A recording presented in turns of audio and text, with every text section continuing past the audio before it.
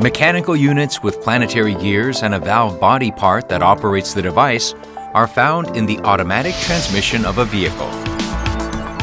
The valve body controls the pressure and movement path of the transmission oil to regulate the pressure and flow rate required for the operating instrument. Valve spool is an essential product at this time. Valve spools are available in steel or aluminum. Today, aluminum products that are strong and wear-resistant, with lightweight, are being adopted by the industry due to the development of anodizing technology. GMB is the largest spool manufacturer in the world. The product's outstanding performance and high quality have been proven through the completed production of vehicles from domestic to overseas makers.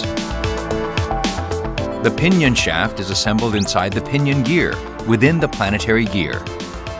It supports the pinion gear by functioning as a shaft in the inner ring so that the pinion gear can operate. It is also used as a guide component for the differential bevel gear to operate in a stable condition